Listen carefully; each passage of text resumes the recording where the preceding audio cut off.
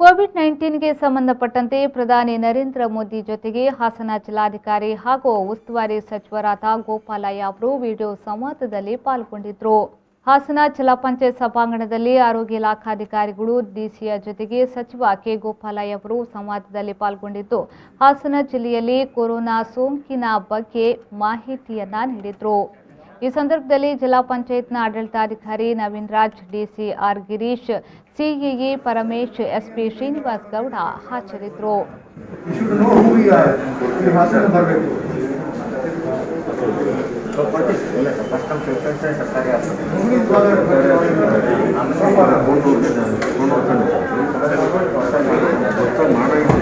Oxygen make ಮಾಡೋದು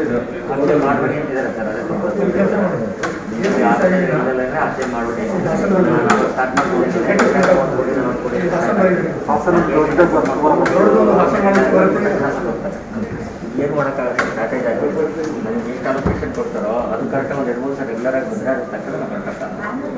ತುಂಬ ದೊಡ್ಡ ವೇಟ್ ಮಾಡ್ತಾ ಇದ್ದೀವಿ. ಜಾಸ್ತಿ ಮಾಡಿದ್ದೀನಿ ಅಂತ ಯೋಗೇಶ್ ಬಿಜೆ, ವಿ4 ನ್ಯೂಸ್ ಹಾಸನ.